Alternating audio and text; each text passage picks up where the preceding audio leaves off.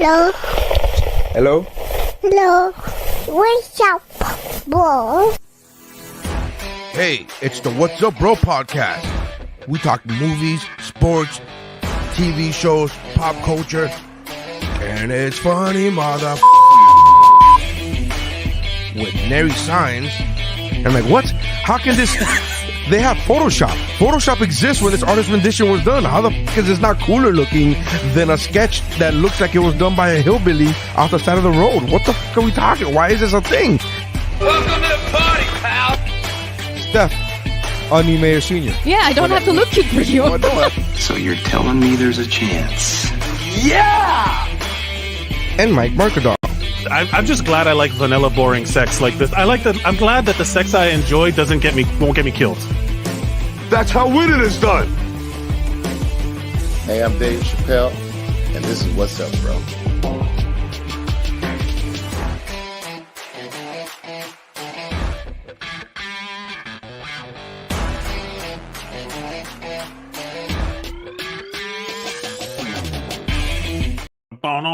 Hello, everybody. Welcome to the What's Up, Bro podcast. My name is Mike Mercadal. With me, as always, is Nery Saenz. Hey, surprise! Hey, we're Surprise, here. we're on a podcast. Everyone's watching. I was literally just clicking on to the Instagram feed. So there you go. Yeah, we're now streaming live on Instagram for all of you historical fans who have watched us live on Facebook and YouTube. We are now live on Instagram. For all of the audio listeners, what are you doing? You're in the past. Get in the present with us by joining us in the future for a live stream.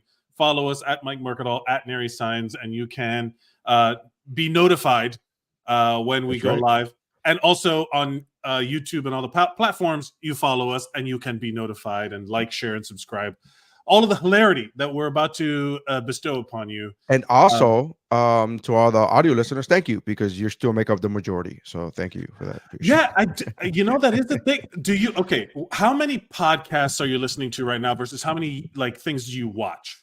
Like user created content. So this is kind of unfair because I only listen to I'm down to 2 podcasts, and both of them are on YouTube. Right. They have the same thing that we do. They do it live, and then they have the option of streaming it audio wise. But I just watch it, even if I'm watching it after it goes live.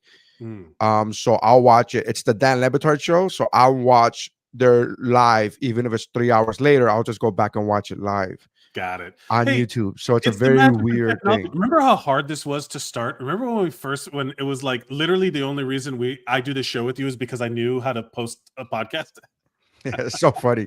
I'm not joking. I am not joking. No, to the listener, shout out to Christy Rodriguez, who said Nery is super funny on Instagram. I appreciate you. And then Mr.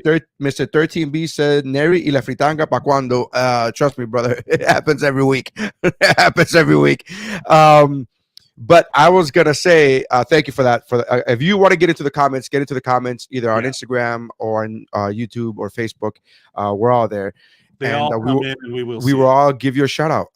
But the way the podcast, for the listeners, the way this podcast started is I was running an open mic at the Miami Improv, and I was like, I want to get into podcasting. This is like 11 years ago, and Mike was just happened to be standing next to me, like nearby. I wouldn't even say next to me, just nearby, and you immediately sprung into action. You're like, oh yeah, I know how to do that.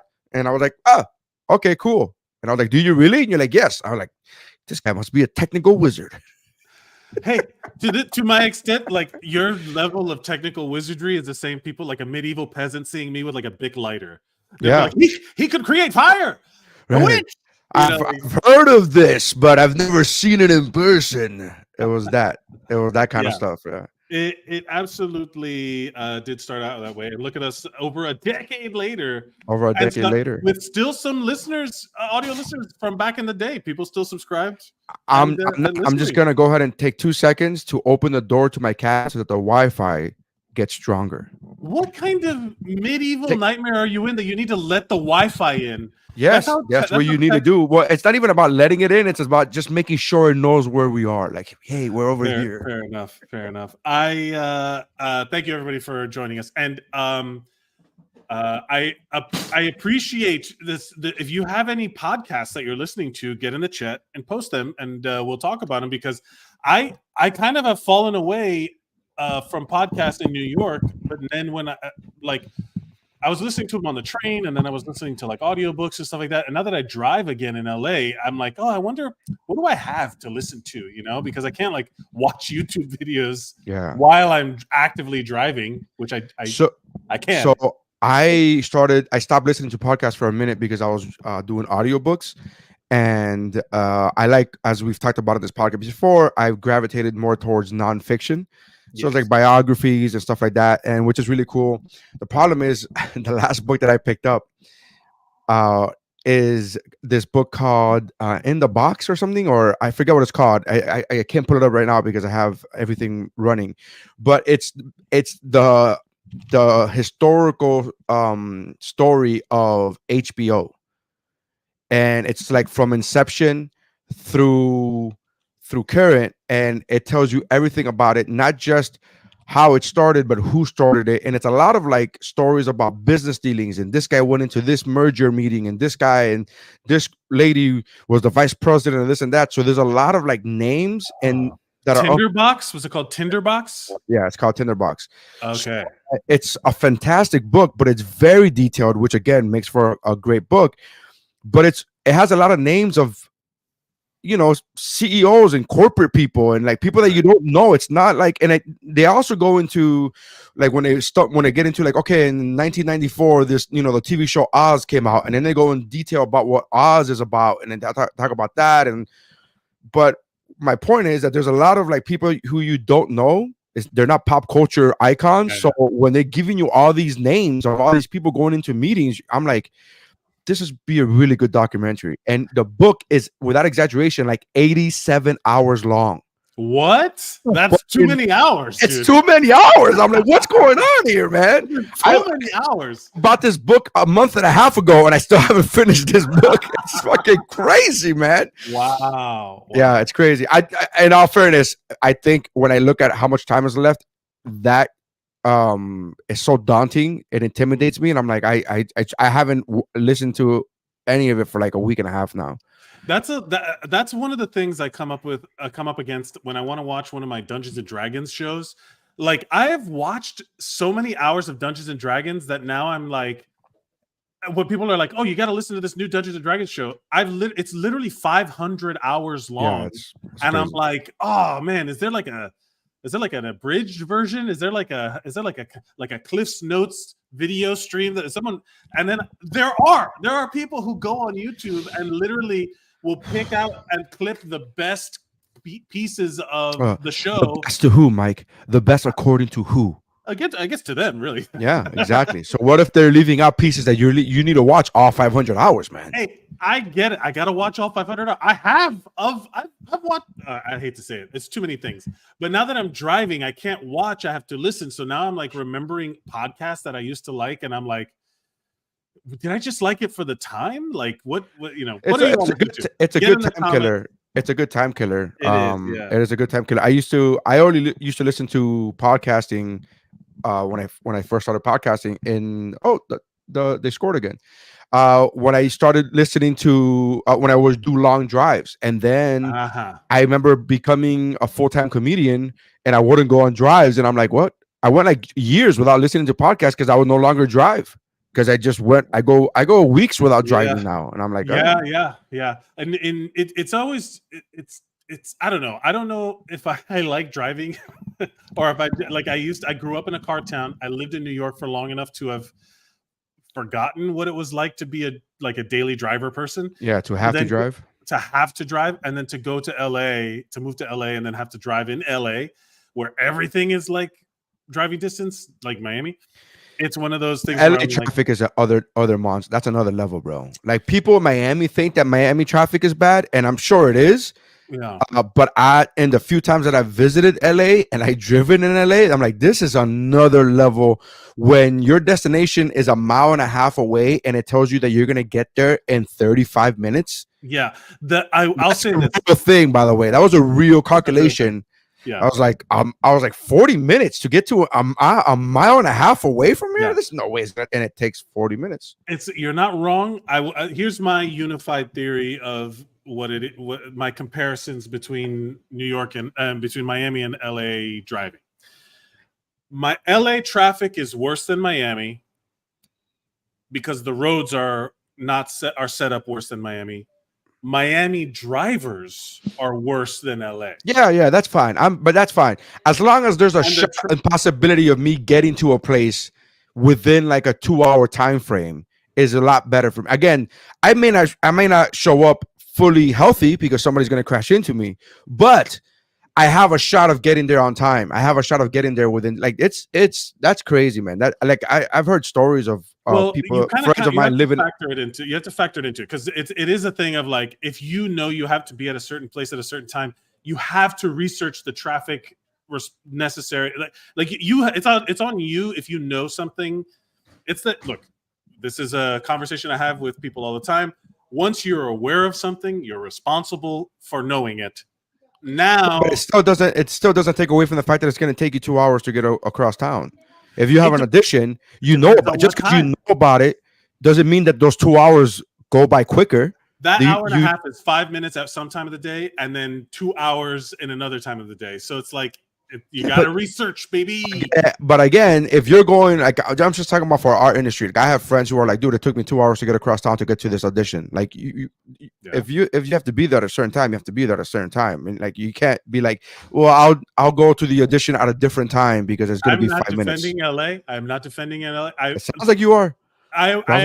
This is coming from a person who has who lived in New York long enough to know what it was like to just get on a train and be where you needed to be and not have to drive. I miss that so much. It's hard to explain. So here's a question.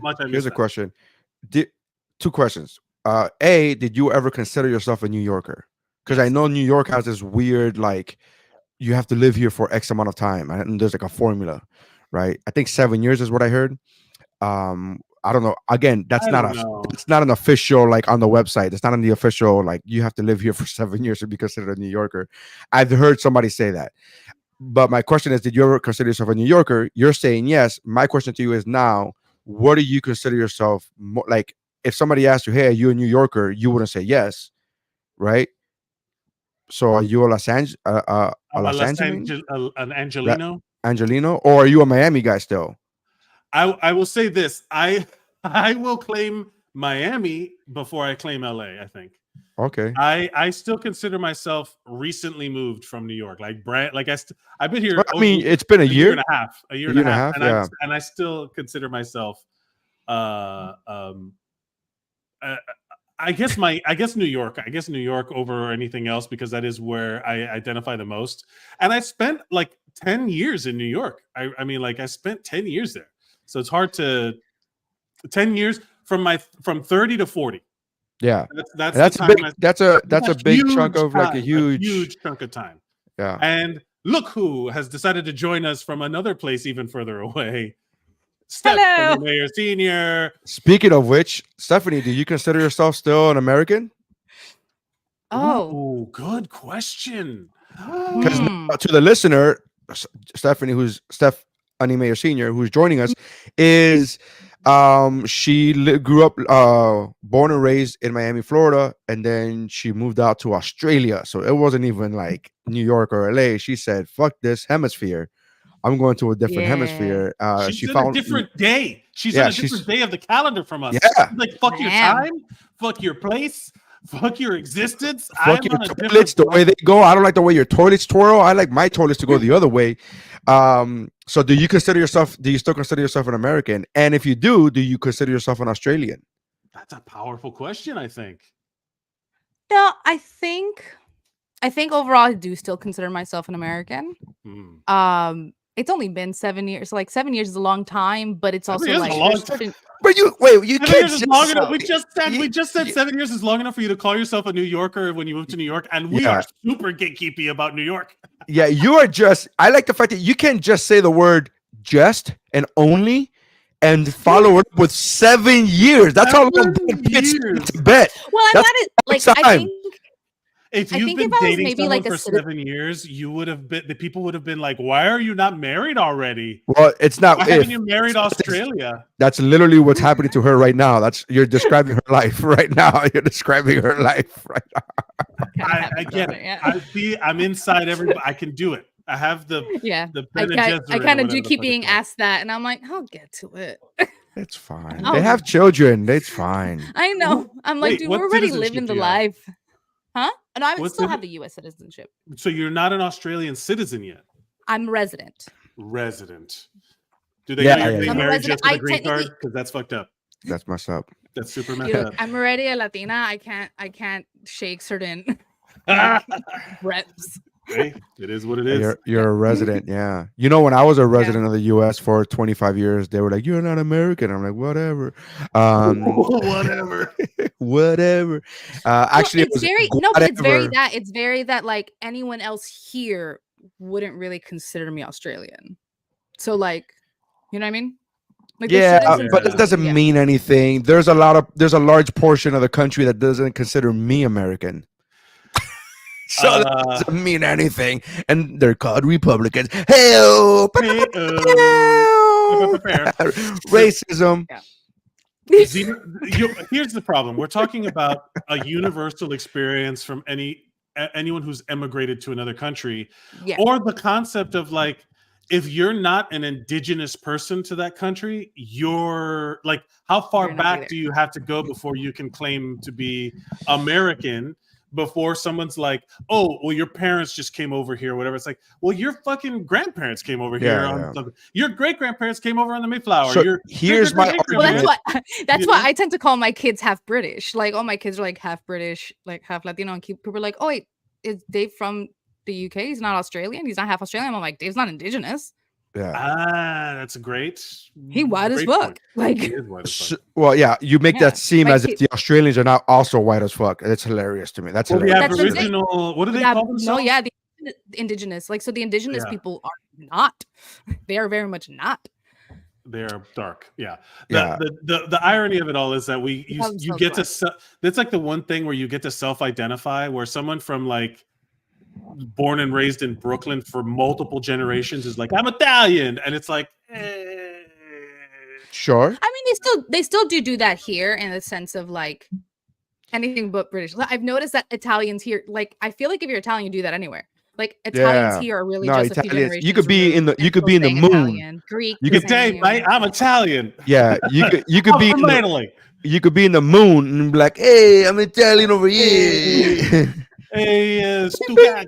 Bing, bing, The idea of well, look, like it's one of those things of multiple generations, like of Cubans. There's multiple generations of Cubans in South Florida who are like third generation Cubans. Yeah. And like, I am the Cubanest Cuban that ever Cubaned. I am. Yeah. the But there are most certain cultural Cuban. things. Like my kids here are still considered like half Latino. We're in school when we apply for schools and stuff like that. My kids are still considered culturally diverse.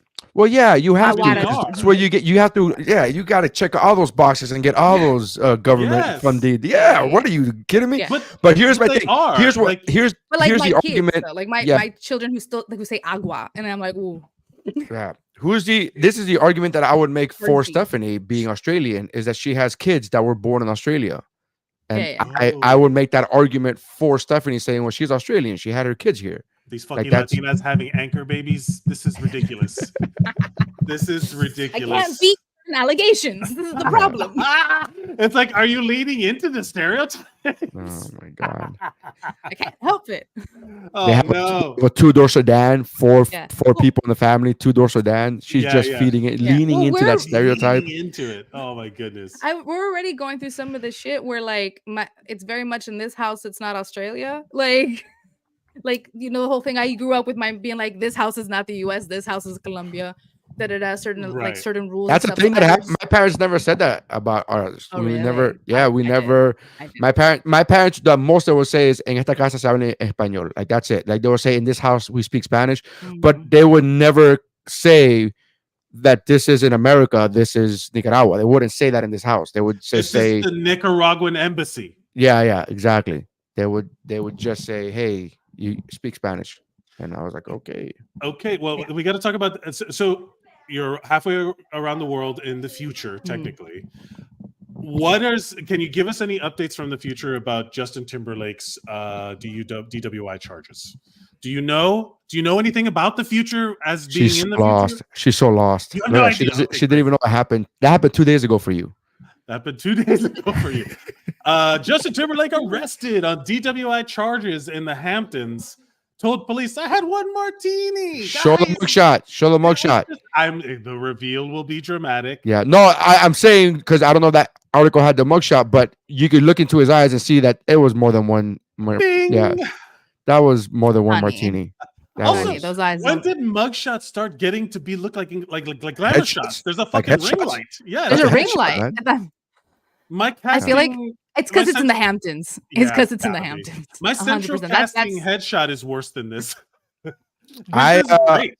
somebody The fact tweeted. that you can see like the lights like flickering in his eyes and stuff. I'm like, did they put makeup on? Like, The- Yeah, what happened? Somebody tweeted that he looks like he's about to cry him a river. Did you see the thing I put? There's a lot of inebriated, and like instead of NSYNC, incarcerated. There's a lot of these end memes, and also like there's plenty of people willing, like, oh, this is gonna fuck up the tour, but the NSYNC tour coming up, but a lot of people will just go see Sync. Yeah. Leave this guy out of it. You know what I mean? Well, Like he's My friend they were just the NSYNC concert was just in Miami, and he or the Justin Timberlake concert. I don't know which concert, but it was Justin Timberlake was there from the videos that my friend sent. I don't know if the rest of them were there because who cares? But somebody shared that picture. His headshot. Listen to me. His yeah, his I don't know what's it called again? Mugshot. His mugshot. And they put, this is the face you put when you tell your mom gives you when you tell them that you missed a bus. they got to take you to school. Like, oh man. No, he totally is pulling that face of like when you walk in and your parents are like, "Where were you?" And you're like, "I was just studying." Yeah, I was just We didn't- absolutely. I didn't do Nothing any happened. drugs. I And you're didn't like do any really drugs. trying to act super sober. How many pots have you smoking? Look, honestly, all I was thinking was like when he's saying like I just had one martini, I was picturing like a cocaine rim. Yes, like just a powdered margarita glass of a nose. Yeah. I want to say, do you know what's the difference between DUI and DWI? So While DUI intoxicated. driving under the influence and driving while intoxicated. And I believe, if I'm not mistaken, I'm sure you're googling this up. I'm glad because you're going to correct me. But I believe that under the influence is anything it's anything including alcohol, and while intoxicated is like you were intoxicated. Oh, look, it's on there. In 38 states, there's only one. Okay, so both DWI refer to illegally drive alcohol and or drugs. The primary difference lies in the level of impairment and the specific laws of each state. Why can't we just get one unified So I term? guess a DUI is more serious. Yeah, I know someone who got a DWI and it was driving while impaired, and they were getting roadhead. yeah. That's That was that'd considered do it. like reckless driving, and It absolutely that's how zombie apocalypse start, bro. That's a thing. That is a thing. Stuff you haven't seen a movie, but it's a movie reference. But it came out 2 years ago. You would not have seen it. It's fine. No. Yeah. Yeah, it happened anytime okay, so within here- the last 4. In New York, where Long Island is, a DWI is the primary charge for drunk driving, and it is defined as operating a motor vehicle. Blah blah blah. Driving while ability impaired. DWAI, on the other hand, is so you could have like a little bit of booze on you, less than under the So legal it shows limit. that he had more. Yeah. Yeah, I it guess, shows that I it don't actually blew it understand. higher. But he then. got arrested though. I mean, there was enough for him to get arrested. Now, here's Yeah. one of my favorite parts of this story. The cop that pulled him over and arrested him was young enough for when he said, "Do you know who I am?"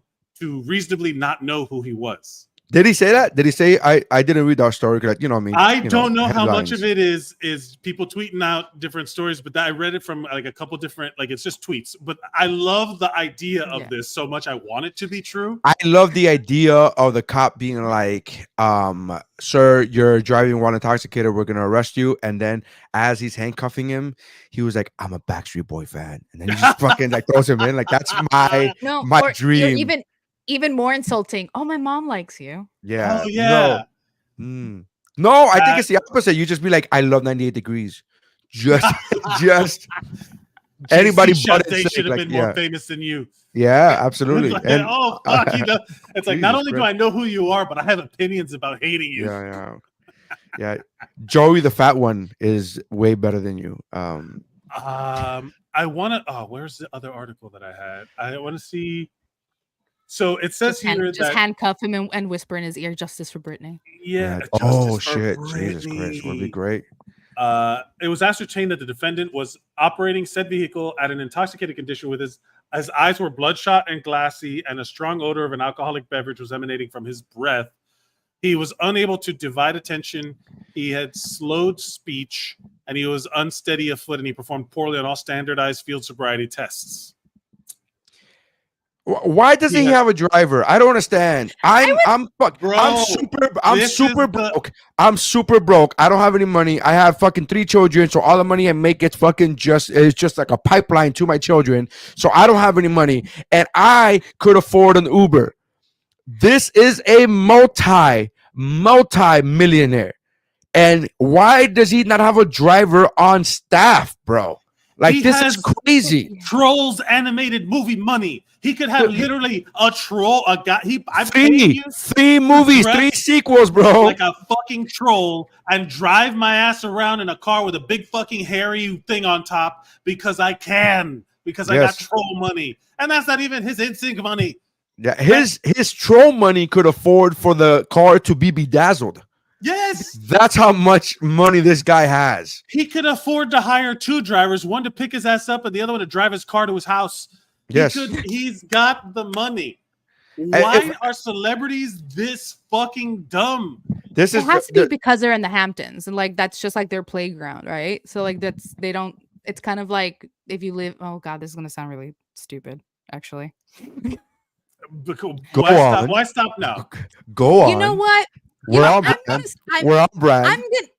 I'm gonna go ahead and say it just to show how different my life was.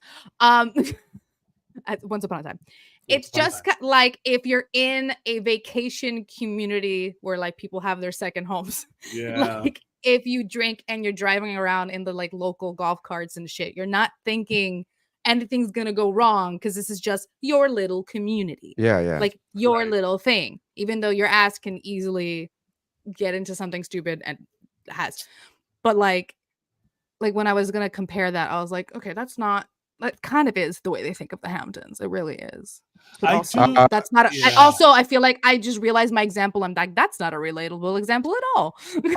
No, but it's honest to what they think. That's how they feel. Shout out to Blacklist Delta on Instagram. She's saying, "Hey, we in here!" Exclamation mark! Exclamation mark! Exclamation mark! Exclamation mark! So that sounds like a action movie? Like a Chuck Norris movie. Where else are we streaming today? Is there anywhere else I should be looking? Instagram, Facebook's, YouTube's. Instagram, Facebook, YouTube. YouTube.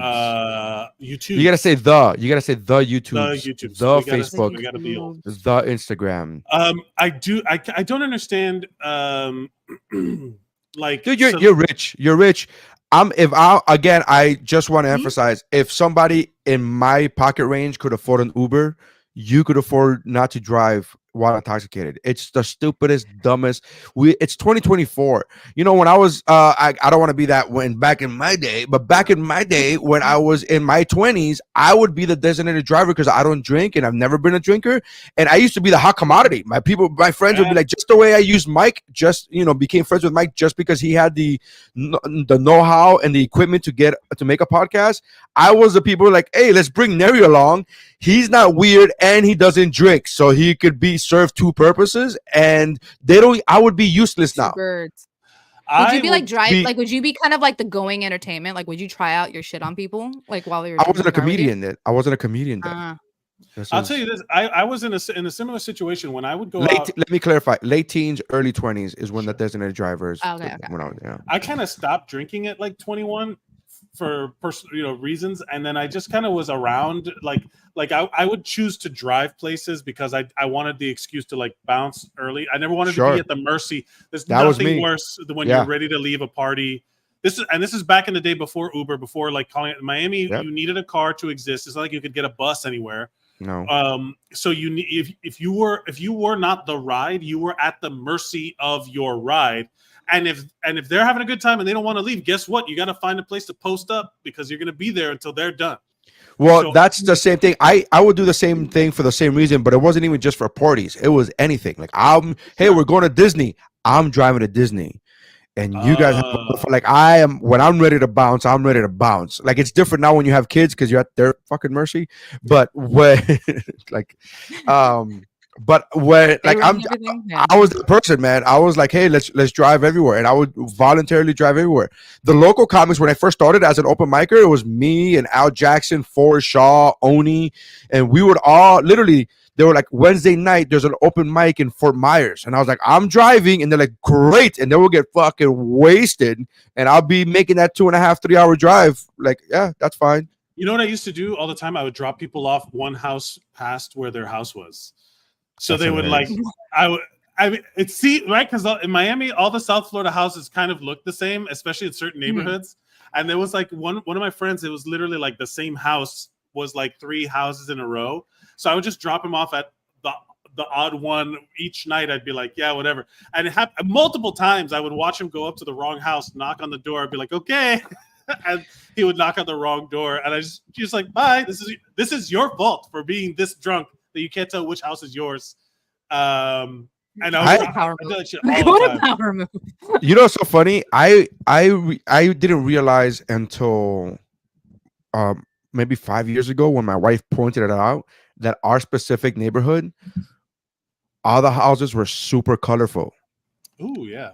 And I didn't even realize that because that's just the way I grew up. So it doesn't, you know what I mean?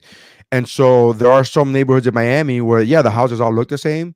But there are some neighborhoods like mine where they're like, and I'm talking about like, oh, that's a purple house, and that's like you don't see green house, yeah, it's a bright green house, and I have an orange house and all this stuff there, and then and I didn't realize that was that was even a thing until my wife was like, this is a super Hispanic neighborhood, and I'm like, what are you talking about? I'm like, it's Miami, so we're all super Hispanic, but why did you want to classify it as super Hispanic? And she's like, look at the colors of the houses. Are you out of your mind? And first of all, that wasn't even the first example. She said, we have roosters crossing the street. Like literally in front of like, and by the way, they don't belong to any one person.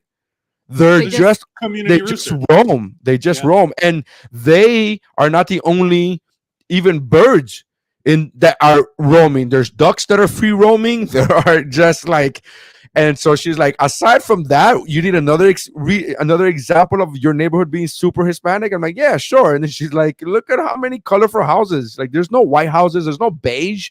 There's every other color except for those colors. Random statues for no reason.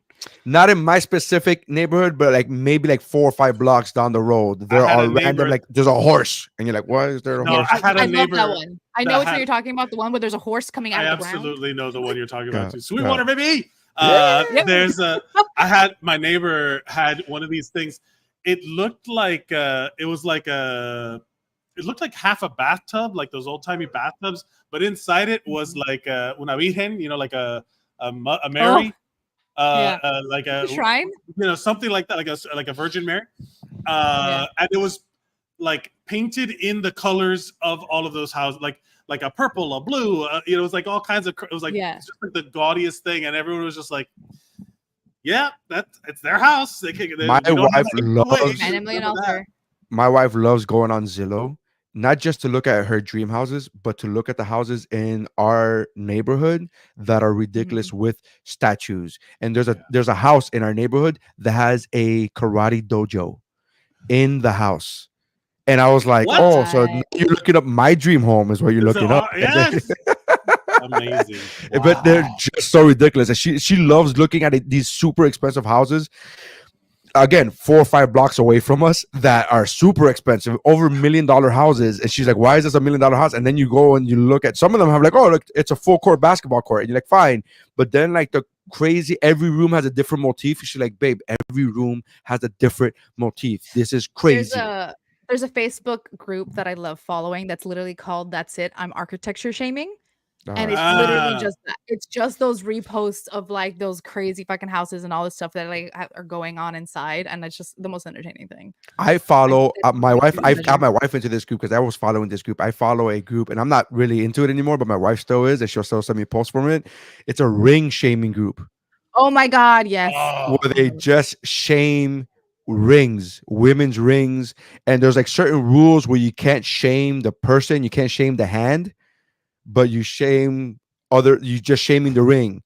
And it's very difficult not to shame the hand sometimes, because sometimes it, like when they show you like the ring, right, and all you see is the hand, and you see like there's blood being lost because the ring is so tight.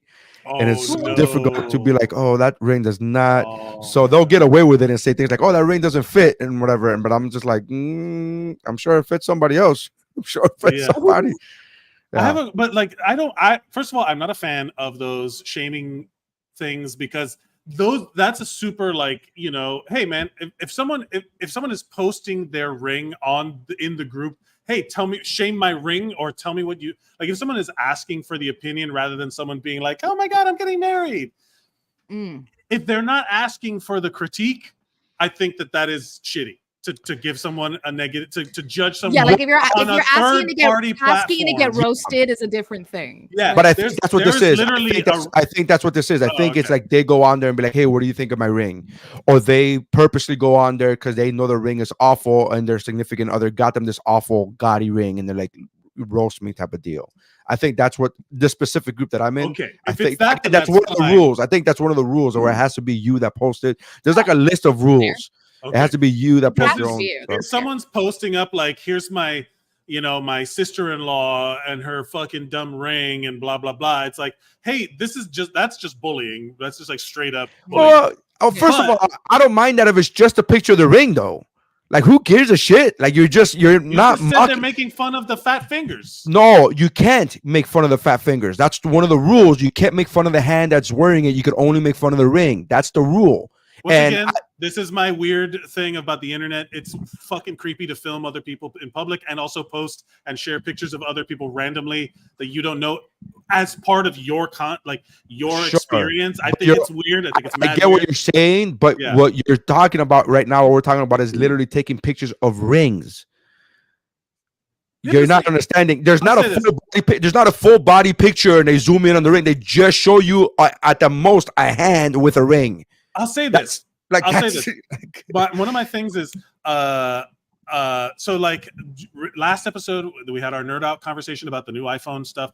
People then started posting all of these pictures about how Apple has allowed you to ruin your home screen, like by making it ugly as fuck with the colors and all these things. And it's like, yeah, but you're not the one that has to look at it, right? Like, I can choose to look at whatever my phone. I can make my phone look however I want, because that's what get the point. Like, what are you talking about? And also, funny. That's my entire experience on the internet lately, where people post shit and I'm like, get the importa. Who gives a fuck? It's also funny about that. What's so funny about that is that Apple is notoriously late to the party as far as letting you customize your home screen. They're notoriously late. Like they are like Android phones were doing that for like 6 years before Apple was finally like, fine, we'll let you. There were so many complaints that it's like, fuck up your iPhone if you want. You fuck up your iPhone, because for years, Steve Jobs was one of my favorite quotes from Steve Jobs was, "People don't know what they want until I tell them." Right. And it was a great quote. It's a great quote, and it goes deeper into the whole thing. Like people, as far as buying stuff, and we all bought his shit, dude. Yeah, he didn't miss. Yeah, and people I'm thought like, of that guy is fucking tech Jesus. He made the company, he turned Apple into like $1 billion company with his ideas. Yeah. And to be fair, like that is kind of true in a lot of things. Like when people freak out over like the latest Star Wars thing and everybody loses their mind, and all the people watching The Boys now realizing they're the ones getting made fun of. It's like oh, that this doesn't match the thing I had in my mind that I Is thought that a they thing were they're going to do. just coming to terms with? Yes, that's just so that just like a week ago, right before the fourth season of The Boys, people were just finding out, right? Certain people were just finding out that they were being made fun of for 3 fucking years, and they're just finding this out now. And then the creator said, "Go watch something else. Like we don't care, right? It's been a satire on was your." it like the Homelander stands? Well, Yeah, it's again, like the people it's who are like who are like, oh, the show got woke. It's like The Boys got. Are you fucking like? It It's was almost like always like literally you're the an non-woke idiot people for are the thinking that. villains. Yeah, like you're literally the bad guy if you just now are like, oh, that show's woke. That's the point. That's the whole show. Been making fun of you for 3 years. Show. It's been making fun of you for 3 years, and it's been so deep. It's so funny to me that it just made me laugh, man. So that's like the so it's like kind of that thing. It's like, oh, Apple's ruining it. It's like Apple's notoriously late to letting you ruin your home screen. That's the company you decide to fight for, fight against. It's also more the go watch something else. It's like, hey, this isn't your wedding ring. This isn't your house. This isn't your show. You know, like go be elsewhere. Exist away from me. You know, that concept of like, sure, but also it's fun to make fun of people's rings. I think that's fun. It's just like it's like going on Zillow and making fun of other people's houses and be like, they have a karate dojo. Like that's post funny. a picture of your house right now and let us tear it to shreds. I dare you. But again, it's not my house that I'm making fun of. So that's why it's different. Oh, it's not me. Oh, I'm not sure. No one's making fun of me. Right, different. It would hurt my little feelings for me to be. No, it's not hurt my little feelings. Is that I'm not the one posting the picture. So why would I? Why you know what I mean? Like it's fun. You're a pussy, dude. Post your picture, you coward. Fine. I'm okay with that. I'm totally fine with that. I'm okay with that branding. I'm okay with that label. I love pussy. I love the architecture. Call me a pussy all you want, man. This shit is awesome. I'm sorry. I will never let go of my architecture shaming form just because I love seeing shit like people just posting pictures of houses with crazy windows and seeing comments like someone asked the architect what style window you want. He just said yes. Like I love that shit. I love just. I'm gonna send you next time I go home. Next time I go home, Steph, I'm gonna send you. There is a house on the way to my kids' daycare that has been remodeled, but the only part that's been remodeled is the second floor because it's a ranch style house that just has a second floor on half of the house. It's clearly an addition. The style of the addition is like Art Deco. And the style of the main house is not Art Deco. And there's an outside staircase going to the addition of the house. It drives my wife bonkers because she's like, why would you do that to a house? It doesn't look if you're gonna just change the whole look of the whole house. And so it's so weird because that house doesn't look like anything else in the neighborhood. And it's literally on a main street. So it's not even like you got to go take the back roads. It's like it's on a main street and you look over. Sometimes you're at a red light and you look over and you're like, what the hell is that? That is crazy. Yeah. That is bonkers. Hey, but you're talking about it. This is the only type of architectural shaming that I'll bring up. Why buy a house in there's a guy on TikTok that does this. I've seen this guy on YouTube. Why buy a house in Canada when you can buy a castle in Europe for the same price? And it's a guy, there's like a bunch of people who do this where they go through and they're like, oh, this 2-bedroom house in Kitchener, Ontario is listed at $1.8 million. Go fuck yourself, capitalists. People can buy a lake-facing Swedish castle. You understand? You understand? This is the shit that I will shame. How dare you think that you could sell that? This, you see, this here. This I can't. I'm fine with that. I'm fine with that. Yeah, I mean, why would they want to buy $1 million when you could get a Swedish motherfucking castle? Yeah, but then you gotta live in Sweden. You gotta live in Sweden where they have like universal health care, and you gotta the food is, they have meatballs, and you can see the Aurora Borealis. I don't want to live there, bro. How tacky. They probably have fat fingers with shitty rings. Where they're Actually, they probably have constantly super rated fits, as some of the happiest places to live. Ugh. Yeah. And it's like $1.8 million. I just looked. My wife also looks on Zillow for random houses and things that we could like hopefully one day have. All hope is lost when you see what's available for $1 million. It's in LA. It's like an insult. You have to move to Texas. You have to fuck Texas. It's in Texas. No, that I'm saying, like, you would have to, like, in order to afford some of the same shit. It's like crazy. And I get those ads. I get those Germany or whatever. I get those reels now from real estate agents making those fancy reels from Texas, and it's like amazing houses for great prices, and you're like, yeah, but it's Texas. But it's Texas. No, I always get my favorite is I get TikToks every so often from completely unserious of realtors, and like it's just them, like their TikTok is where they post like their funny tours, and it's just them running through the houses and pointing out the shit that's like ridiculous or just like it's the most unhinged thing. And I was like, this is good promotion because I would probably book that person. I would probably be like, yeah, okay. Oh man, I will say that the algorithm knows what to feed me to make me angry, and I just wish it would not do that. Like, please, algorithm, stop sending me shit that's gonna engage me negatively. Send me a puppy. Send me a kitty. Don't send me capitalist nightmares.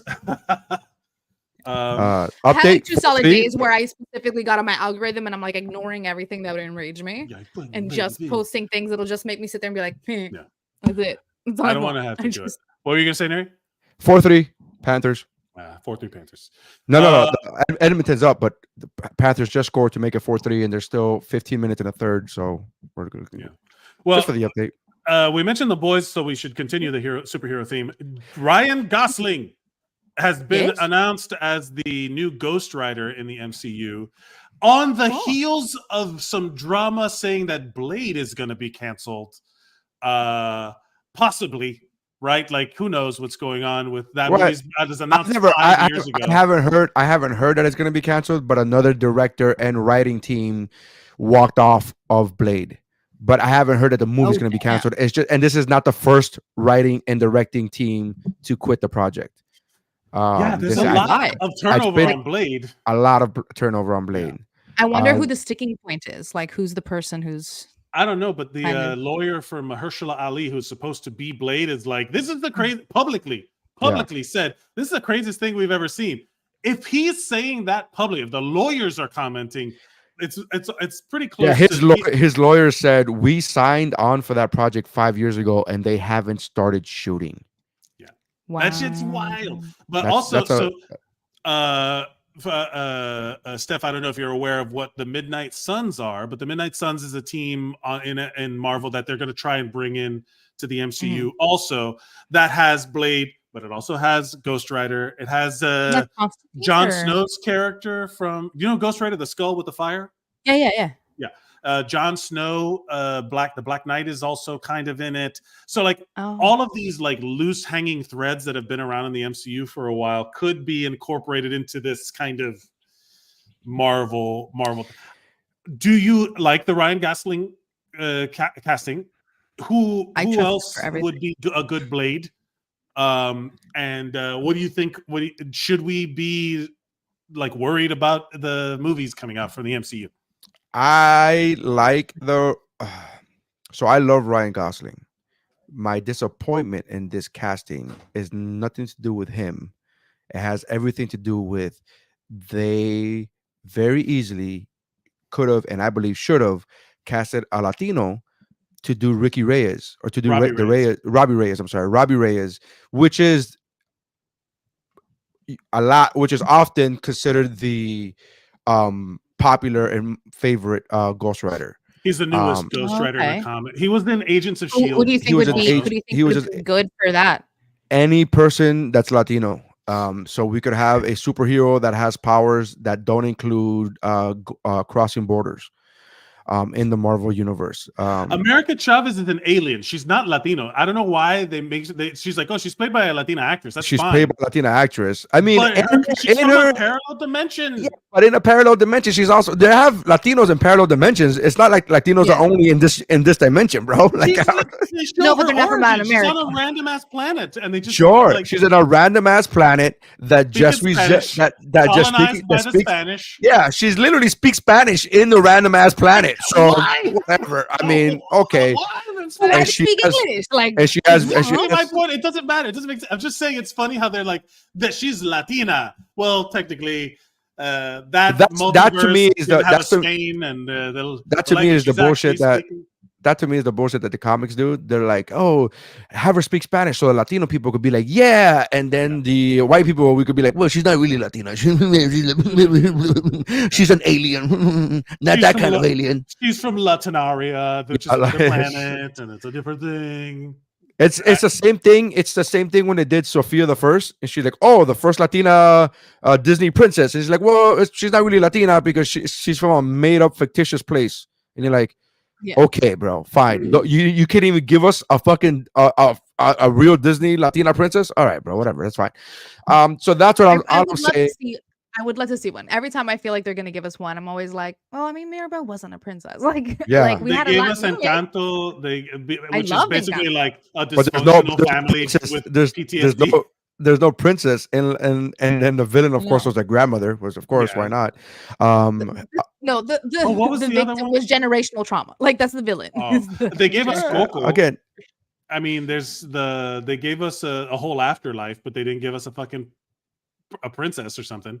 No, that's what I'm saying. Coco? So that's all I'm saying, and that's Pixar. So that's not. But what I'm saying is, I'm not against The the. music was great. I'm not against Gosling. I love Ryan Gosling. In fact, we talked about him recently when we talked about Barbie, where I think he's coming into a new renaissance of Ryan Gosling. Not that he wasn't good before, but I feel I've noticed how he's been more lighthearted and more like, at least in interviews, he's Mhm. less of a I'm an actor and more of a hey Yeah. man, I love doing this movie and this was good. Like that, So I love him. He's So I one of don't my wanna- favorite actors. Yeah, so I don't want to get it. shit. I don't want to Like, shit on I him. I just It's a great I choice. I feel hurt that this decision, like there's an opportunity for a Latino fucking superhero in Marvel, and they couldn't Mhm. give it to us. They Did they were like, we were so close, dude. Also, like the Fall Guy just came out, and like a stuntman becoming Yeah. Ghost whatever. Did I ever say my theory on what the Ghost Rider version of in the MCU should be? And it would cover. So I want there to be the Ghost Rider is not. It's like the Ghost Rider. The Ghost Rider is the spirit of vengeance, which is like it's like Spawn, right? It's like this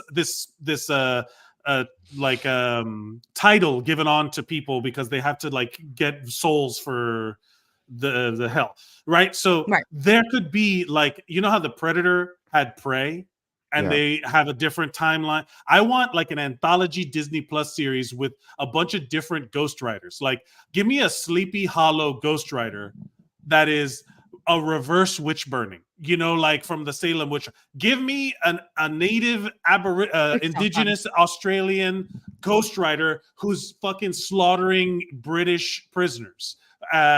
Give me, Maybe not the prisoners. Maybe the British people bringing the prisoners. Maybe then as you go up through the times, you get a fucking samurai, then you get a medieval knight, then you get to like colonial times, then a samurai before the medieval knight. I don't know, but you can jump around in real life, in real history, the time works out technically so that a samurai could have faxed Abraham Lincoln something. Did you know that that's a true statement? What I just said. Whatever. What? A samurai could have faxed Like Abraham Lincoln something. You mean sent a fax like a What I'm saying is 100% true. A samurai could have sent a fax to Abraham Lincoln. All of that could technically possible. Wow. Yes. The fax machine is that old? Yes. How old is the fax machine? Since the 1800s.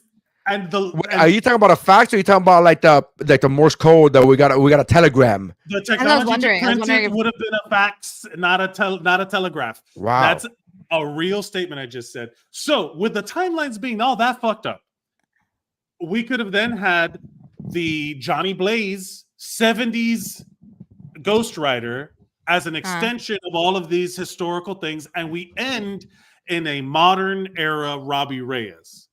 And you could have made a 70s period film with Johnny Blaze, which would have been the OG Marvel Ghost Rider in that time. And then you could have had you could have had them all. And then Robbie Reyes is the one that's like the current Ghost Rider. for whatever reason. So like I always think of it as like the spirit of vengeance, the Ghostrider should have been like, could you imagine them showing like like an Apache guy, like skull with the big fire thing being the headdress, and he's fucking riding a horse that's on fire? Like that's Like you're selling me on it. Have you ever seen the cover when Professor X became Ghostrider? Have you seen it? Yes. That's a real thing. That is 100% real thing. It's happened. Is it just like, is he in the chair still and it's just like Yes, fire? and his head is not only his head on fire, but the wheels of his wheelchair are on fire. Because it's his ride. It's his ride. Hold on, let me see. Which made me laugh because it made me remember Family Guy, and then when they do like, hey, we're gonna do Shawshank Redemption in Family. Oh my god. We're gonna do Shawshank Redemption, like in every iteration of Family Guy, even when they're doing movie spoofs. Joe is still in a wheelchair. He's still like they don't change Joe. So like even when they do Shawshank, they're like, no, he's still like there wasn't a wheelchair character in Shawshank, but they still put Joe in a wheelchair. That's so funny. I love that. I love that picture so much. But what I'm saying is, Ryan Gosling, like they've written themselves in a way that they could do literally whatever they want, and I think that freedom is like fucking with the production too much. And not just Wesley Snipes calling what's his name Cracker all the time. Oh, that's like, funny. Because that the stuff. Do you know that story? I'm Blade 3. I'm Blade 3. Wesley Snipes. First of all, he would tell everybody, because it's already the third part of a hugely successful franchise. He would make everybody call him Blade. He would not. He respond to Wesley or Mr. Right, Snipes. okay, It would be that I knew Blade. about. Yeah. And he would refer to Ryan Reynolds, who was in Blade 3, as the Cracker. And he would just refer to him constantly as that cracker ass, that cracker this, the cracker that. And it's like, and I was talking to Will Watkins, who shared this story with me. He must have been hating the last 15 years. Like just seeing Ryan Reynolds, just like Ryan Reynolds, like that cracker has a gin. That cracker has a soccer team. That like it just must have been like this whole thing. Has a soccer team. Like it's just every But time Ryan was just living that life. living that life. That's his living the best revenge. Is like I'm like the best, like now he's the new superhero, the new superhero in Deadpool. And they could literally bring Wesley Snipes back to be Blade, and it would make sense in that multiverse shit. Like sure, but I don't think Ryan Reynolds would want to do that movie. I don't think that Ryan Reynolds would want to do that again. Also, as a vampire, not really supposed to age, although he's aged fine. I will say, well, he's a day walker. The rules are different. All the rules get changed. But I would love for him to just that generation of actors age pretty well. Yeah, in a way that I would like. We're just gonna skip over the fact that he's black and black people don't crack. Like, are we just gonna skip over that fact? Like, that's just we're just gonna be that politically correct, and we're not gonna mention the fact that black people. The one I love for Latinos, I finally like learned the one for like Latinas. Apparently, it's like a Latina patina, like Latina like patina. Wow, that's I'm like, I like the patina is like the aging on like a surface of something that not ages. But it just makes it nicely. It gives it like a yeah. I said this joke about Latin people because I was talking to my friend Don Gray, who's black, and this is important to this conversation, so that's why I bring it up. But he was talking about how black. You have a black friend. Well, but he was talking about how black don't crack, and he goes, "Oh, Latinos age really well too." I go, "Yeah, Latinas age really well until they don't." And then it goes downhill. There's a steep, and then he's laughing. He goes, "Bro, the same could be said for black people." I go, "Yes, you can say that for black people.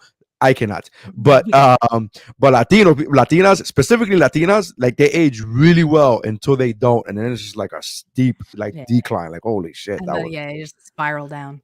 Yeah. Latinos don't live long enough because who's gonna go to a fucking doctor? What am I, some kind of pussy? What am I, some kind of weirdo? What do you mean? What do you mean? What am I, some kind of plantain chip? I don't have money for doctors. I'm just gonna die of anger. What are you talking about? Pure spite. My veins are gonna explode.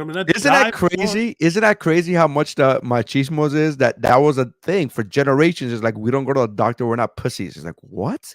It's like excuse me. I don't get medicine that can make me feel better because I'm not a pussy. Are you out of your mind? It's like that is just crazy talk. The amount of times, there's certain things that like I I'm so more new age and like millennial and all this stuff where I embrace therapy, all this stuff. But then there's also moments where Dave has to remind me and convince me, like, go take the pain meds. Yeah. Why? Yeah. Just go take the medicine. And sometimes I'm like, I'm fine. I can tough it out. Right. And he's like, but why? But why Yeah. are you? Okay, so you are exactly like my wife in that way, where I'm like, she's like, my something hurts. I'm like, oh well, I have Advil, whatever. She's like, no, and I'm like, explain to me why I have to solve my problems immediately, and if I don't listen to you, it's bad. But I'm giving you the solution to your situation. I'm giving you the answer, and you're like, no. And then when I'm like, why not? You're like, hey, leave me alone. What is happening? I don't Provide me- understand. We're just informing you that there's something I up don't- with us. We're not But here's the telling thing: you- I don't understand the logic. I don't understand the It sounds logic like you don't want behind. the solution. You I just want to complain. I don't understand the logic of I don't want to take this medicine because I'm not a pussy. Because I gotta wait a certain amount of time. I gotta be in pain for a certain amount of time to prove that I've tried to do this by myself. And it's like, what are you talking about? What are you talking about? Oh, I took a headache. I had a headache for 3 days. What were you thinking Why? after the second But hour? also, no, if you have a headache for 3 days, baby, go see someone. Go to but- the But hospital. I feel that way about everything. I feel that way about if you had a headache for 2 hours, what after the first half hour did you not go, hey, I should take some ibuprofen? Well, I don't understand. Like how? Like that's how I feel. The way you feel about 3 days, I feel about 2 hours. Oh, I've had a headache for 2 hours. What are you doing? Hey. After the first 20 minutes, you go, fuck this. I'm taking medicine. Like, what is wrong with you? Hey, I get validating your feelings about this big decision you have to make coming up at your job or something like that. But this is not that. I don't need to validate your feelings about come on. Oh, this thing just broke. Look. Oh, well, I have the solution to fix it. No, but you don't ever listen to me. I am solving the thing that you just complained about. I'm sorry, you just want to be pissed for longer. See that I'm okay with them as far as hear me out. I don't need you to fix the problem. But when the problem is physical, I get it. And My it could phone be doesn't work. All right, let it me could see. be I'll fix it. Why are you always getting if the problem is physical, it could be resolved with a pill. Wait, hold on. We gotta let Steph. We were ganging up on. I don't ladies, think we have to let her speak on this one. I think it's part of the problem. We'll get. Okay, go. Thank you. Sometimes it just gets old not being able to be in control of your body. You have to take so many things and put so many things, and your body is constantly going through changes throughout the month. And sometimes you don't know if the headache comes from lack of water, my part in my menstrual cycle, which thing is a bitch. Right. Like, and you just got to pay attention to like what it is. Sometimes it's a symptom of something else. So sometimes you have to sit there and be like, what is this pain? Yeah, but it should Why? it should not take 2 hours to realize what that pain is. That's all I'm saying. If you've had a headache for 2 hours, I think we've just gotten accustomed to being in pain too, though. Like, Describe denial to me, because that's like those are the same. What you just said is literally the textbook definition of no. There's some excuse for the thing. Who gives a shit what the reason is? You have a headache. Fucking solve it. It's right. I'm not saying it's right. I'm just what saying a it's a habit. loop we had to take for you to be like, I'm wrong, but also here's a million other things. You stop right after there. Here's the reason I'm doing it. I know it's not correct. Fine. But here is the reason it's happening. I do enjoy the process of like when I predicted a problem that my wife is going to have because I see it happen. I see it about to happen. Mhm. And then I have to just let it happen. And then I'm like, okay, here we go. And then it's like, you knew that was gonna happen. Why didn't you do anything about it? And I'm like, because you won't let me. I have to wait for the problem to exist before something has to go wrong. I can't. I'm not strong enough to wait until the problem happens. I call the patterns out all the time when it comes to Dave. I am always the one who's like, this is gonna happen, A, B, C, D. If you does don't he do ever this- hold up a mirror in front of you and be like, Yeah. No, because That's so a lot of far innocence, in our relationship so far, like it is very much Stephanie is always right. Like it is very much in this way. Do you- There's little now- things do you- I do now- that Is say- that the answer he would give? now here's what I would say. His But here's assessment as well. here's my question: if Stephanie is other always people, right, he's like- if Stephanie is always right, Could there be a possibility that the reason for that is that Dave doesn't tell you when you're wrong because he knows that you don't want to hear it? He's very good at being able to like like Dave. The reason Dave and I have worked for as long as we have is It's because not that he long. has a It's not that magic. long. It's only 7 years. It's not that It's long. only 7 years. Words by Stephanie Mayer Sr. We'll get married eventually. Whatever. Whatever. She's like, don't Like- quote me to me. I was there. Don't quote me to me. I was there when the magic was written. Oh man. He has a very good way of like calming me down, like of like bringing me down, of being able like it's never like I was right, you're wrong. It's always like if he sees me even going to the wrong place, it's very much him being like, hey, let's come here. Yeah. Let's bring it Right. down here. So wouldn't that be him being And right? there's nothing for me to fight against, and there's nothing for me to rebel against. But wouldn't that be him? You just described him being right. Only if you define it as the No, as it he is. gets to me Nery. before I even get to be wrong. You know what I Again, mean? Like but before I you- even step okay, into the wrong place, he's like, But 30 just- seconds ago, you said that you were really good at being able to notice the patterns before they happen. Now you're describing him. that. oh no, to others. I'm Right. not saying I'm But self-aware. you're also saying, but you're now saying that he's able to see that with you. He's able to notice the patterns with you and stop you before you do the wrong thing. No.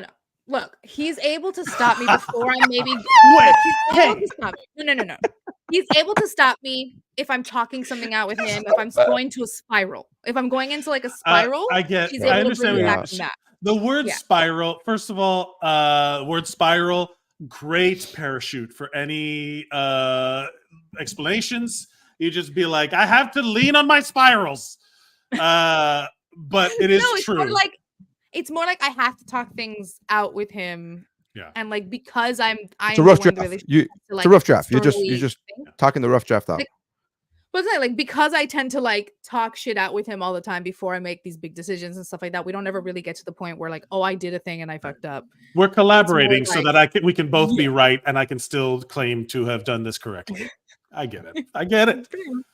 So like my track record tends to stay spotless because before I stick my foot in it, I've like asked, hey, am I gonna You're stick my foot in it? Hey man, how you define? Look, I'm not here to insult your ring. You know what I'm saying? I'm not here to critique or shame your architecture. I do I'm not have to here fix to my judge ring, your though. relationship.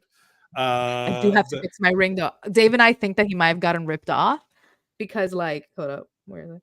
Because this happened. Is that to what my you ring both think, or is it, recently. or No, we both think this because like look what happened to my fucking ring. Look at this shit. oh, Do you wow. see like the weird oval shape it's turned into? This thing like never stays in fucking place. It always ends up getting smashed into this like. You should have done what I did. My wife and I bought stainless steel shit from Amazon, and we'll get real rings later. Like I got rubber. years. Yeah, I got rubber. yeah. These rings are overrated. Diamonds are. I think I'm just gonna go to someone local and just get it reset. Diamonds are a marketing scam. Get one that you think looks cool, and don't Oh, let that's anybody good. judge you on the This is- internet. The salt and pepper diamonds are technically they're an imperfect diamond. They're like they're like flawed. You can That's get why a we perfect chose it. lab-grown diamond for nothing. Yeah, Well, not for Oh, no, nothing, but I not for wanted nothing, the but for a little. I fraction. wanted the little storm-looking thing.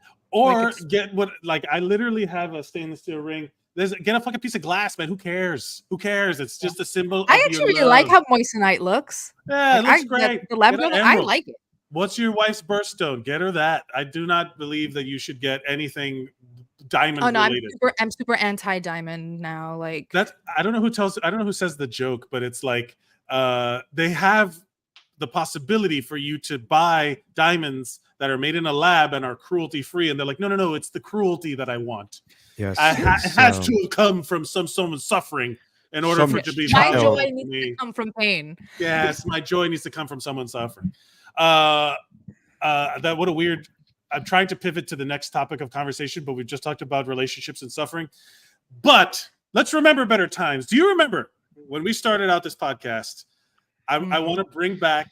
It's a been segment. 87 years. There's a big giant blue diamond that Nery has thrown off the back. I am Bill Mm-hmm. Paxton going, what the fuck are you doing, bitch? Give us I came here for this, and you threw it over the thing. Yeah, we What's paid the- so much to come on this journey. Bill Paxton's best performance, what would you say?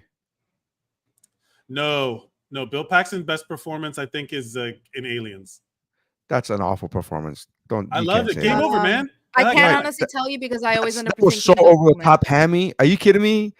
Oh no, I got you. Weird Science. Okay. Older brother, Weird Science. Sure. He's great in a lot of things. Yeah. Twister was great. Twister. I just saw Twister the other day. That's why I bring it up. When you brought Okay. up Bill Paxton. Now, what we're talking about is we used to do a segment on the show. And I don't think, Steph, you and I have ever been on the show at the same time when we do this segment. But I want to bring back the old school picks, the old school pick of the week. Because multiple things have come up. We share things. Nostalgia's important, and I want to capitalize on that sweet, sweet nostalgia attention. And I want us to bring back, Sorry, Bill Paxton died. I was not aware. Yeah, he's dead. Yeah. Like a long time. Like A long time ago, though. Yeah. Did not know. Did not notice. That sucks. Yeah. So if you want to honor Bill Paxton with your old school pick of the week, you can. We've brought up a couple really good options in this episode alone. You want to give the caveats for the old school pick? So the old school pick of the week is it should have like we have to give it a different kind of like thing because nobody watches TV on cable anymore. Like everyone is watching stuff on demand. But we should say it's one of those things that if it got fed to you as part of the algorithm, you wouldn't swipe away.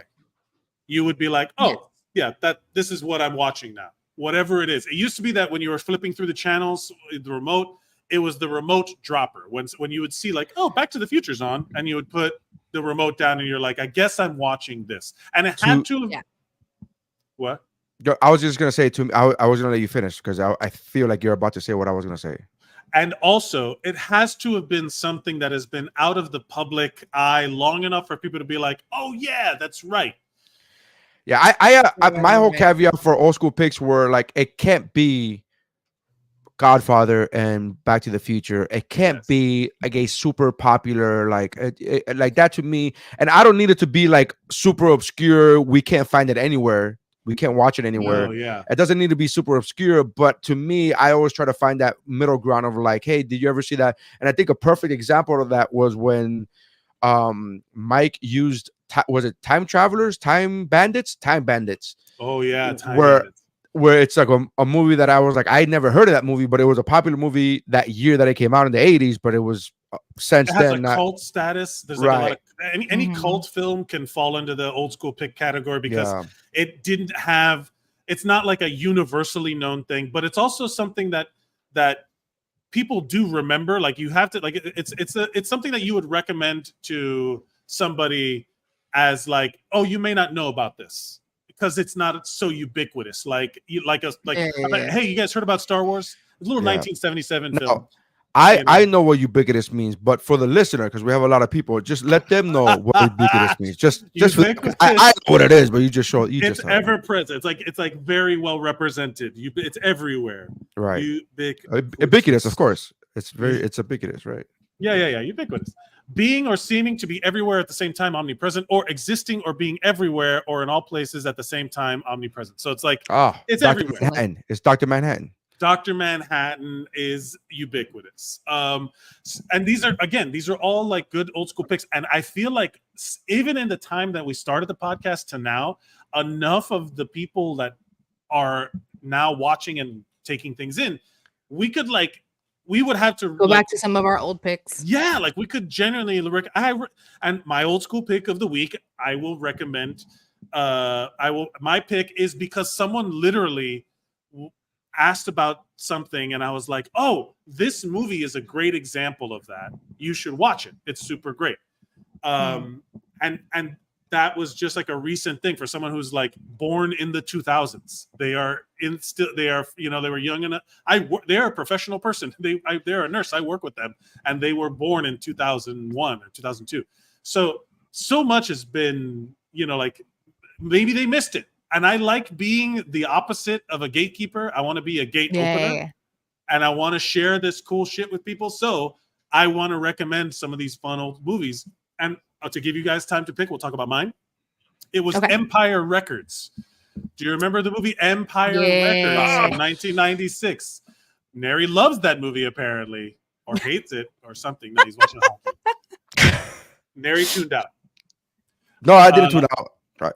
The movie. So Empire Records. We were joking around because there was some of the other older people were joking around about a trope where the trope of the movie is we gotta win this battle of the bands, or we gotta save the rec center, or we gotta save whatever it is by doing some big fundraising thing by the end of it. And then that's like the scope of the movie. And Empire Records totally has at the end where it's damn the man, save the empire. And also it's like a perfect little 90s time capsule. I loved it so much. It's one of my favorite movies. I'm trying to think of a good. I have not seen that go movie. with that line. I have not seen that movie, but because I felt, you know how they have every so often they'll have these competing movies where it's basically the same thing, and these different studios make it.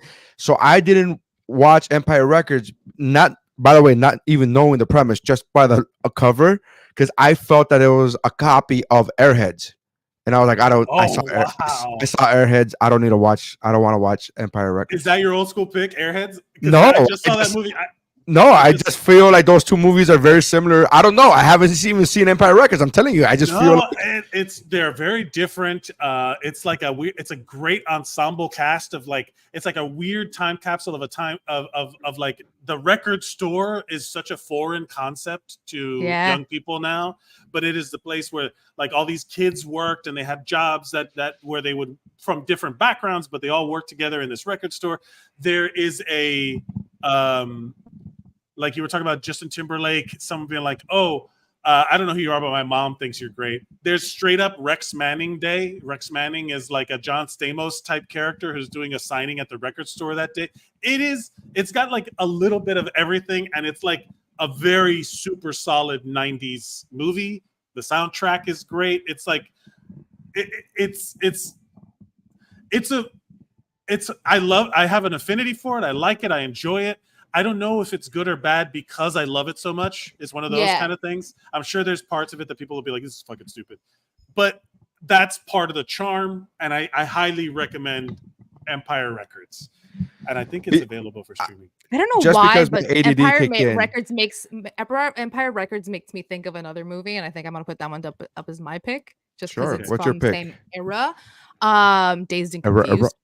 Dazed and Confused is another one. It's a good pick. There's so many movies. Matthew McConaughey's first film.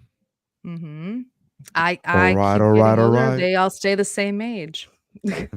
I unfortunately that statement does heard not my age. brother. It does not age well, and my brother used to say that shit all the time. It was funny until it wasn't.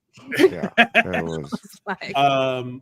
But why that movie? What is it about that movie? Because it's a movie from the 90s about the 70s. Yeah. Well, that's what I enjoy about it. It still has kind of the 90s screenwriting and sensibility. It still is a time capsule in a way, but it is like talking about a different era. Can I just say, can you look up real quick what year that came out? Dazed and Confused? Like specifically what year? 1993. Okay, so I just want to point out that in 1993, a movie about the 70s don't do it is more time than if they made a movie today about 1993. Yeah. It's like if you were doing a movie about the 50s. Yeah. That's fucking bonkers, man. Yeah. But that's why again, the gate's wide open, man. Come on in, everybody. Watch these fun movies, experience all these different times, learn about a life before the internet, which I think we are some of the only generation that kind of witnessed the full transition of like a pre-computer life to like a fucking smartphone screen life. Yeah. It's hard to explain that. I don't know. We both chose these movies, but they're also of a simpler time. You know, an old school pick is going to be generally that because it's about a movie that came out before any of this stuff ever existed, like streaming, like not waiting for the TV, like knowing what time a TV show comes on. I had to explain that, where it was like, yeah, I used to know what time it was by what TV show was on, where I'm like, oh, it's Seinfeld, it's 6:30. You know, like the syndicated Seinfeld was at this time. So I knew it's like, well, I guess I got to go do this other thing, blah, blah, blah, blah, blah. Yeah. Oh, well, I just realized something. Sorry, go ahead. No, go ahead. Oh no, because of that, I just realized something yesterday. Like, I don't know why I had to stop myself from doing this one thing habitually with my son because he's like obsessed with Line this like stepping. new shit. You're a habitual line stepper. What? It's a Charlie. It's a Dave Chappelle show reference. Okay. I was like, He's a line stepper. Um, He's a habitual line stepper. So every time, sorry. that like I was trying to get him used to like watching the show he really likes, just watching it as it aired. Like this is the season, just let it keep playing and let it keep going. And he'd be like, "Oh, but I want to watch this episode." I'm like, "We haven't even finished this season. Just watch it. Just put it on and just watch it. Like you're just binging it." And like to him, he doesn't understand the concept of like, but I know what the episodes are. Why can't I just watch the things I like? Right. And I'm still trying to get him used to like watching things in some sort of sequential order, which doesn't make sense for kids shows to begin with. But like also just because that's how I used to have to do it, was just like you just watched it as it came out. My wife just experienced this right now. They're watching with my kids. She's watching the original Full House. Right, because they've actually started with Fuller House. My kids, they've watched all of Fuller House, and they're like on repeat a bunch of times throughout the years, and then now they're watching Full House. Right, so first of all, it's already trippy for them to see Uncle Jesse with long hair because they know what he looks like 30 years later. But not like not Stephanie Tanner as a child, like a little tiny. Yeah, again, all of them it's all of them, right? So, but here's where my son goes. They're watching an episode, and the episode is when Uncle Jesse proposes to Becky. Right. Yeah. Years before she gets incarcerated for putting her kids up in school, fake resume, full school resumes. Yeah. So the episode ends with a to be continued, and my son, 9 years old, goes, "Why does it always say to be continued? Why don't you just continue it? I don't understand why it always has to say to be continued on the screen." And then my wife had to tell them, well, back in the olden days, there were like you just watched one episode for the week and you had to wait till the next week. Sometimes you had to wait 3 or 4 months for the next episode. If that was a season ender, if that was the season finale, you had to wait till the next season to find out what happened. And he was like, "What do you mean? Yeah, just play it again. Just play the next one." And they're like, "No, you don't understand. You didn't have that option. You didn't have that option. There was no option. There was no next one.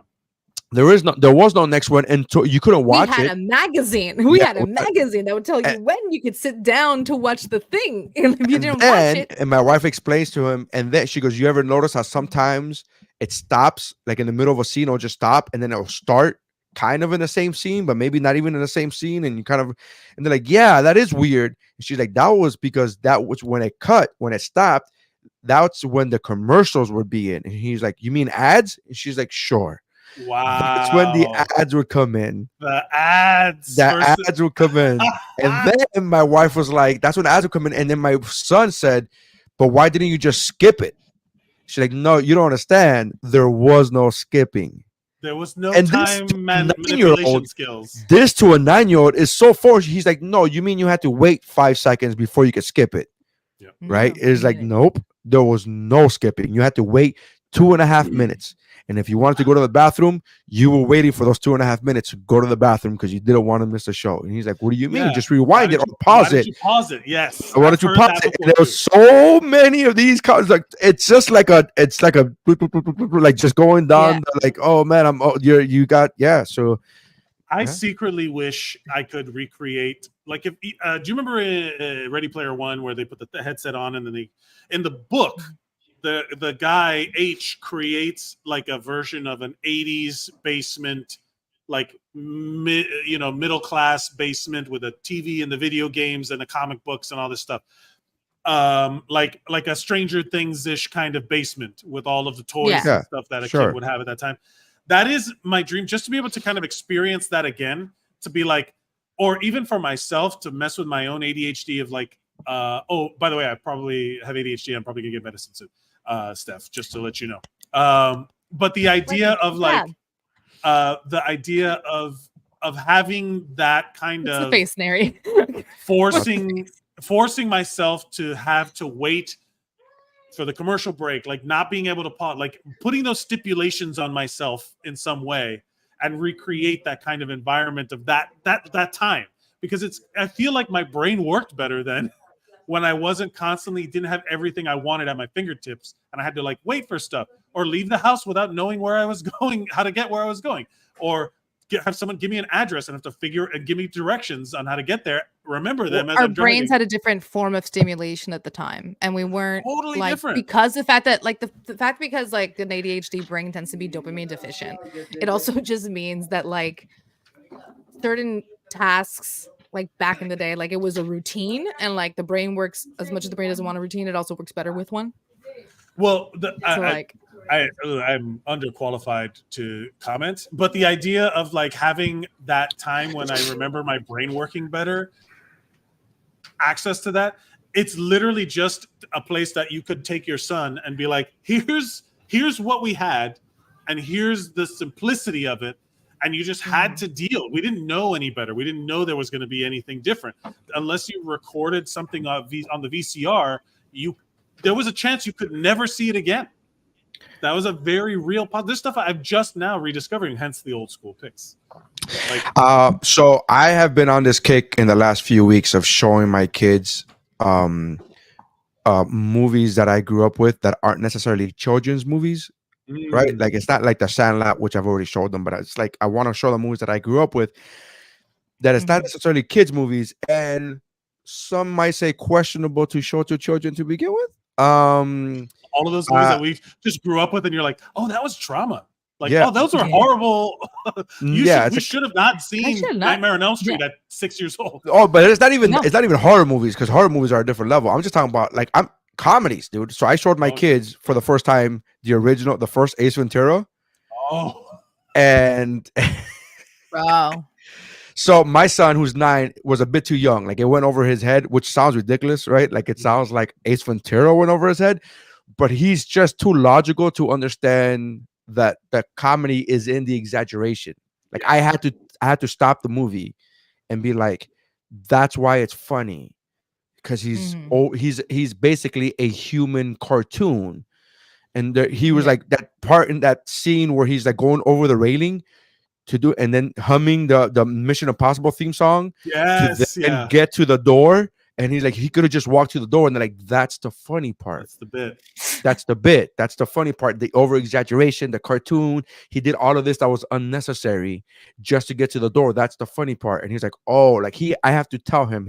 My daughter. He's not a fan of slapstick. My daughter, he doesn't get it, right? Because he's never seen it. So my daughter, who's 13, she's more in touch. She's like, oh, that's why it's like, she'll tell me. She's like, that's why it's funny. I'm like, that's why it's funny.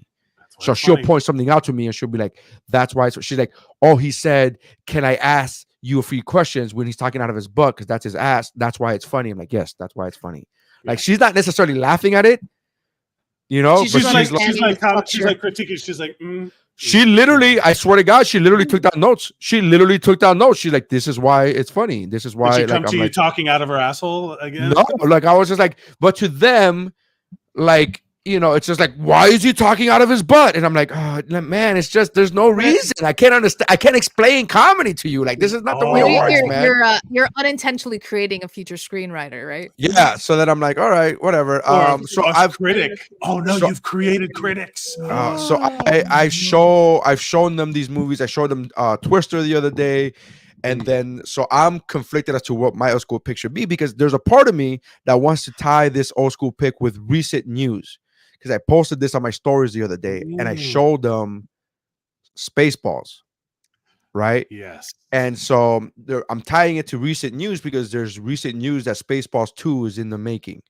They're going to start doing Spaceballs 2, the sequel. Yeah. Mel Brooks is going to be producing, and Josh Gad is going to be starring or writing. He's in it. I saw that he was going to be in it. I don't know what his other roles are going to be, but he's going to be. So there's that. And so there's a part of me that wants to bring up, but I guess I just did bring up Spaceballs for the sake of bringing it up. But I want to go back since since now the podcast has different listeners. My original old school pick. Do you remember what the first old school pick was, Mike? Yes, I do. Ninja 3, The Domination, baby. No. Is that not it? No, that wasn't it. The original old school pick. That was the second old school pick. The original old school pick was No Retreat, No Surrender. Fuck, I was gonna say that too. I guess I had them backwards in my brain. Oh my god! No Retreat, No Surrender is Jean-Claude Van Damme's technically Jean-Claude Van Damme's second movie. Okay. Technically, because he did a movie called this tracks. he did a movie called Monaco Forever, and he didn't really have any spoken lines in Monaco Forever. Not that he had any spoken lines in No Retreat, No Surrender, but he did have a more prominent role where he was the main bad guy, main villain. He played like the dragon, like Ivan Drago-esque of this movie. Okay. It's a karate tournament movie, and the kid gets trained by the spirit of Bruce Lee. In a mirror. The spirit of Bruce Lee in a mirror. And he has this breakdancing friend. And recently, tying it all back to the entire podcast, recently in promoting the action guys. What's the action guy? What's the name of the movie? The Fall Guy. The Fall Guy. And promoting the Fall Guy, Ryan Reynolds was on the Tonight Show. The Late Show with Colbert, and Colbert asked these questions. He's like, "What's your favorite movie?" And there it is. And Ryan Gosling, promoting Fall Guy, said No Retreat, No. He said the best action movie. That was the question. The best action movie. Yeah. And he says you can't say Fall Guy. And he says No Retreat, No Surrender. And he brought up No Retreat, No Surrender. And I just felt like, oh my god. Ryan Gosling listens to WUBro and has been listening to WUBro since the beginning. Wouldn't that be hilarious? So No Retreat, No Surrender is my old school pick. It is unfortunately not available for streaming, but it is a fantastic old school pick because it is the OG old school pick. It's the original old school pick, and I will just say this out loud. Watch this with, again, a grain of salt. It's bad. It's not a good movie, but it's a fun movie. And if you watch it with friends to laugh and enjoy the cheesiness that is the 80s nostalgia. I mean, there's every trope. Every 80s trope is in this movie. It's so many tropes. There's a fat guy that is a fat guy for no reason, and all the comedy comes from him being fat. And he tries, and they put him in a karate gi that doesn't fit him. It's it's just the most un-PC movie. It's an 80s movie, man. Amazing. So our old school picks for the week are Empire Records, Dazed and Confused, and No Retreat, No Surrender. Now, my question is this: are we going to actually try to watch any of these movies? No Retreat, No Surrender, we can't. No Retreat, No Surrender is not available. I will see. I'm pretty sure it's available on YouTube. Pretty sure. I mean, no, I'm not even joking. I'm pretty sure it's available on YouTube. Pretty sure you could watch those in like part 1 of 27 type of deal. Oh yes, God, yeah. Anyway, I do like the idea of the triple feature, the old school picks triple feature. If at any point we branch and do like a reaction thing, we should make the old school picks. Should be the Patreon. That should be the Patreon. Patreon. Shout out to everybody in the comments. If that's something you want to see, give us a like, share, subscribe, comment on on all that stuff. We have Dazed and Confused, we have Empire Records, and we have No Retreat, No Surrender. What a festival of old school picks. I love it. Thank you everybody for watching. Wait, really quick, I want to give a shout out to Willie Mays, who just passed away today, right now. Yes, baseball great, baseball legend, baseball great. Here's what makes me laugh: during the Panthers, the showing of the game, right before the game, they announced, ESPN was like, "Hey, Willie Mays, legendary baseball player, died," and then they said the quote. They said, "Gone too soon. Willie Mays dies at 93," and I was like, "Oh no." I was just like, gone too soon. Boy, that is like, I'm not. It's sweet. That's sweet. But that's 93. No. 93. 93 is not. Have you ever met somebody in their 90s? Yes. They don't ever. They never want to. They never want to keep on living. They never. They're always like, it's time to go. 97. The man is 97, and he is stubbornly being like, I'm making it to 100. For real? That's awesome. My wife's grandmother, who I love dearly, I legitimately love her as my own grandmother. She is not my grandmother. I love her as a she is awesome. And whenever you talk to her, I'm like, how you doing? She's like, I've been ready to die for 25. Like, she's just so like honest. She's like 94, 95. 97. My wife, my grandma. Yes, she's my Vanessa's in the chat now in the Instagram. Yeah. She's 97, and she says my grandma is 97 and is done. She is just done with that, but she's been done with it since I've met her 15 years ago, and she's just like, what are you like? She's like, I'm 85. What do you? Who cares anymore? Like she's just doesn't. Whenever she gets a cold, I'm like, how are you feeling? She's like, it's just time. I'm like, it's just a cold. It's just a cold. Like it's crazy.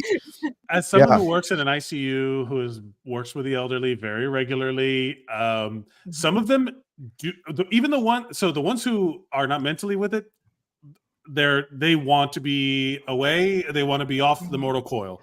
The ones that are with, I've never heard. That's the episode Oh. Mortal Coil. They want to shuffle off this mortal coil Shakespeare style. They trust me. That's what they want. The ones who can think and speak for themselves are not pretty much done with life. And the best one I ever heard was they were celebrating someone's birthday in the ICU. She was, I want to say like mid to late 90s. And then they were like, oh, how you feeling? Then it's your birthday. And she's like, I hope this is the last one. And I was like, I can't imagine ever getting to that place, man. I can't. Bro, my mom is 70, and she's like, if I die, I die. Who cares? Like she's literally, she's not wishing it upon herself, but she's like, if I die, I die. And I go, Mom, like we're like literally the other day, I was like, hey, do you want to get buried in Nicaragua? She's like, I'm gonna be dead. Who cares? Do whatever you want with me. Like she just doesn't has no sense of like importance like as far as that. She puts no gravitons. You just got so uncomfortable. You pulled the fucking emergency safety maneuver. Guys, I'm gonna be 100% real. I get like in crazy existential like freeze moments. Like I wake up in like sleep paralysis for like about really about dying. That you're not even 40. But you're young and you have kids. Of course you do. Yeah, of course you do. How do you stuff? I have my kids because I look at my kids and like everything is so temporary. Everything goes so quickly. Yeah. You're not gonna take them out with you, right? Yeah. What are you You're doing? good, baby. You're good. What's happening here, man? What are you talking about? They're fine. I don't know. Younger than you. Voice that enters my head sometimes, and I look at my kids and I'm like, one of these it goes days, by quickly, but they have more time than you do, bro. Take it easy. Easy. Oh, what is happening? Oh, but it's just, I don't know, man. It's this crazy thing that happens to me sometimes. Like if I'm feling like I need to talk to somebody. How old are you, Steph? Like, how old are you? Wait a minute, because you're younger than me. I'm 42. How old are you? 38. What's happening here? Like, what is happening? You could still be considered mid like not even middle age. You could still legitimately. I'm 42. Like unless I'm gonna be planning on living to 84, like I'm already past that middle age, man. I've been this way since elementary school. Like it's a thing that happens to me out of nowhere. Okay, I get that. Also, when I was young, first of all, I blame the church because I didn't want to go to hell. That was the fear that they put into me. Who does, Mike? Who wants to go to hell? Nobody. You know what? Even if you don't believe in hell, you still don't want to go there just in case it is real. Yeah, but I do think it's fucked up to tell children about hell and that they're going there. I think it's super fucked up. I had that same kind. I had night terrors as a kid. I had full PTSD. I have religious PTSD for sure because of how much they drill death into you. And I never understood. I'm like, if you're so Christian then and you want to go to heaven, like just get somebody to kill you. So Mike, years ago, because that's suicide and you can't. You don't. No, I'm not doing it. I'm gonna loophole my way into heaven. So here's the thing: a loophole in your heaven. You weren't here for this, but Steph and I were actually on the podcast when we've talked about this. Like Steph and I are both believers in God, and not like you, heathen, but we talk about this. Like we feel bad for that situation. Like what you just stated right now. It's totally understandable. Like you're like, oh my God, that's all. But like I didn't grow up with that part of like that wasn't drilled into me. Like that whole hell thing and that God is a furious and vengeful God. I never grew up with that, so I feel bad for you and people like you because I'm like that sounds awful. Like I was always like God is love. Like that's how I grew up. God is love. And I'm like cool. Cool. And also, I just That's like saying Santa Claus. my That's like saying that, hey, Santa's gonna bring you presents, but if you're bad, Krampus is gonna come kill you. And it's like, wait, what? I'm a 4-year-old. You know, like what are you doing? I was very fortunate that I was raised by a woman who, as much as she was raised with religion, also is like a massive like, and we're not alone in the world. There's aliens, and like her very much. I was raised. What a combo of religion, religious, but also aliens. I love that combo. It's very much her whole thing was just like, we don't know anything. So That's like fair. this is what we think. I love the idea. I love the idea of somebody who's highly religious, super religious, but also believes in aliens. Because I just picture them being like, God invented aliens too. It's like, oh, you son of a bitch, you loophole, son of a bitch. I got you. I see what you're doing. Everything, and also aliens. They just have a different name for Jesus. Yeah. I remember being like younger, like being in middle school and sitting down with my mom and her having conversations with me about like things like alternate, like the parallel dimensions and like the thing. She's like, we don't know if these are all things. She's like, we don't know if when someone sees a ghost, they're just seeing a glimpse of a different dimension. Can we tell the audience? Like, can we tell the audience? Just clarify. Your mom loves comic books, so that's another thing. Does your mom also love hallucinogenic drugs?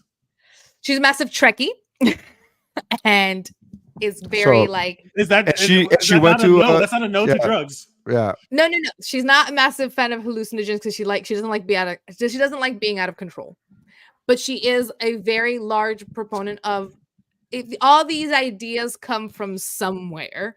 Yeah. Who's to say that we just don't know how to define what's actually out there? But that is some classic Christian shit of like, I don't want to be out of control, but the second something is wrong and it's my fault, it's in God's hands now.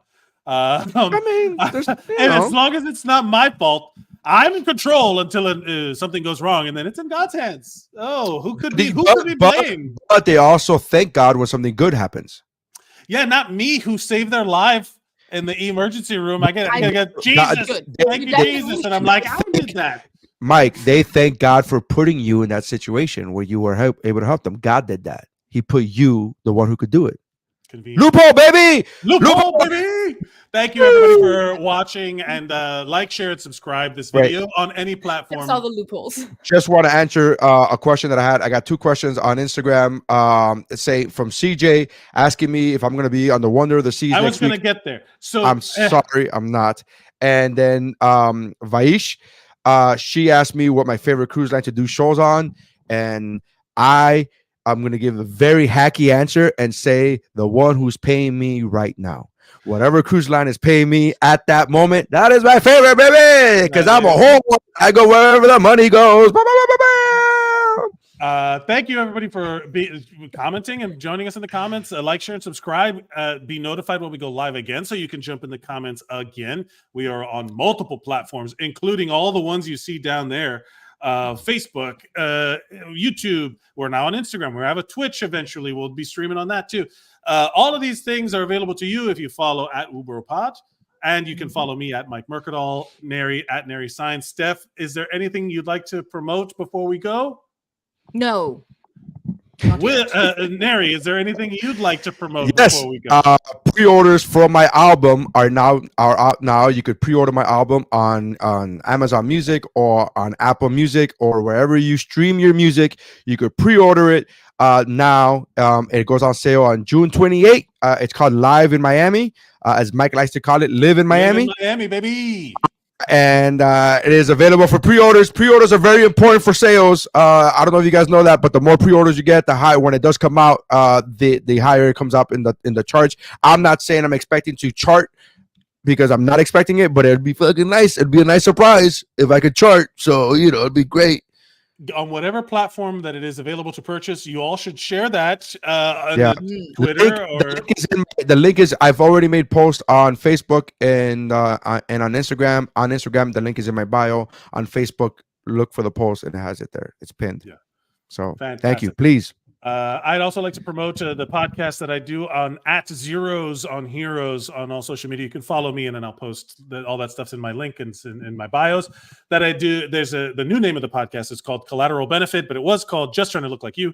Collateral Benefit is a podcast that I do with Will Watkins, and it's all about improving yourself through fitness, but all of the benefits that come with it, body, mind, and community. So you can join us there. Real upbeat shit. Real positive vibes about improving your life and body, and also because of that show, mental health. Because I can't wait to go on there and be like, let's talk about the Lord, and that'd be great. Just positivity. I gotta say, there's definitely something to the whole freaking getting out just for my stupid little mental health walk every day.